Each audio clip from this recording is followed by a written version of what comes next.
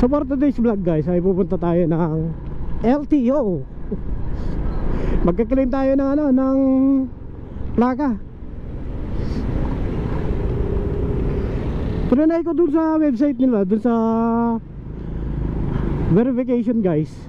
Ang sabi doon, meron na daw akong plaka. Pipick upin na lang. Ilalagay naman doon guys kung saan nyo kukunin yung ang iyong plaka. Magbibigay sila ng ano, ng address doon. Ang binigay naman sa akin yung dito sa may LTO main. Tama ba? LTO main dito sa East Avenue. Ah, ito na pala yun, oh. Ito na pala yun, ano.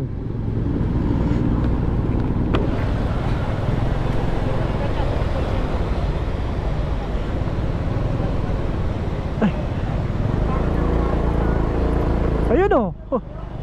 Tagal ko na hindi nagpupunta dito guys.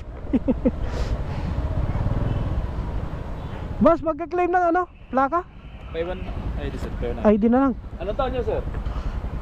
2017. Inano ko kagabi, meron na eh. May wala na ID.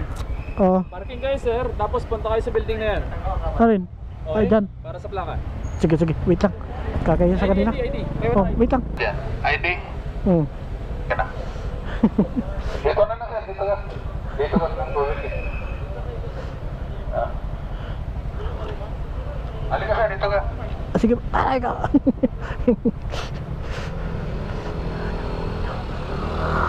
Saan po yung parking nyo? 2017? Plakang kunin mo? 2017 po? Dito yan. Dito. Saan po yung parking? Ikot ka muna. Pagdating sa dulo, kaliwa. Pagdating sa dulo, kaliwa ulit. Oo. Dito yan sa likod. Yung parkingan? Motor. Paglabas mo doon, sa kabilang gate ka na. Sige, thank you. Unang steps guys, ano, bibigyan ka ng ano, visitors pass. Sabi yung parking area dito.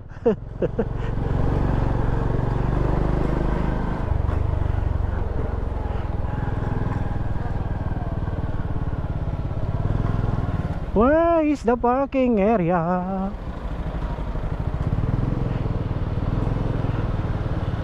Madam, parking area. Ayun.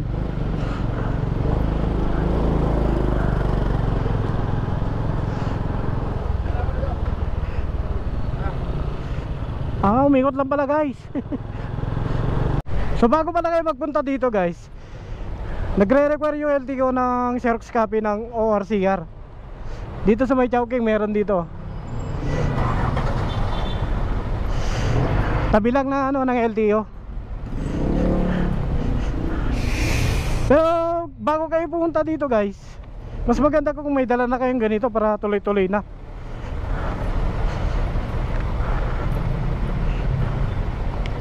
Pag meron kayong ano na guys, Xerox copy, bali ibibigay lang dun sa desk na yun. Pipila dito sa may public assistance. Tapos tatawagin na lang kayo ni Manong Guard. Antayin na lang natin yung ano yung plaga. Ang sabi dito guys, pwede naman ipalagat. Mabibigay lang kayo ng authorization saka yung valid ID na may signature.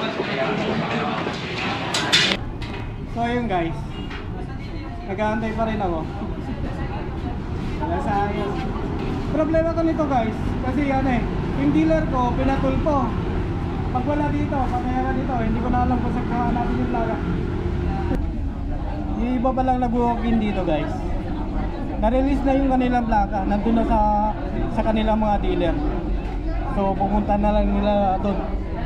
Yun sa akin kasi guys, pinatulpo. Kaya wala na yun. Sana nandito lang yun. Hindi ko na alam kung saan ko hanapin. Pero nakalagay naman doon sa tracker nila, nandito daw sa main yung aking plaga. Sana nandito ka. Yung iba ka ano eh, meron sila nakukuha dito guys. Ano?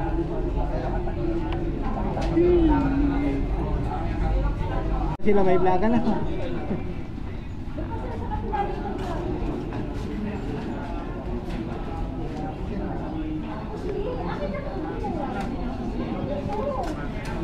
Ayan guys, pag may plaga na kayo, may papareceive lang sa inyo. Tapos i-release na yung plaga. Yung sa akin, hindi ko pa alam. Hintayin ko pa yung isa kasi kasama ko sa trabaho niya. Kasabay din.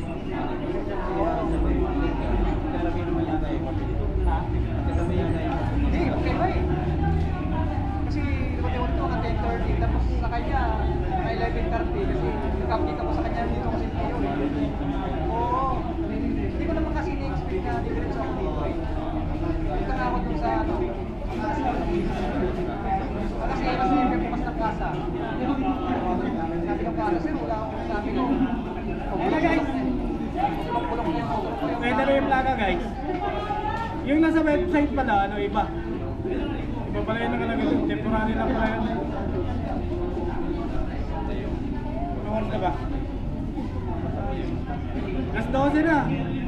2 kalahating oras bago maraming makuha. 2 kalahating oras. Na-release yung ano, yung plaka ko. So kung pupunta pala kayo doon guys, kung 2018 pataas yung ano nyo, yung nirelease yung motor nyo, sigurado yan, nandun na sa may dealer. Pero pag 2017 pababa, dumiretso na kayo dun sa ano, sa may main office ng LTO. So ito na yung plaka guys. May kasama pala siyang ano, certification. Ito. Yan. Certification. Na ito na yung bagong plaka. Yan. Yan yung kasama nung plate na ibibigay ng LTO pag punta kayo ng main office.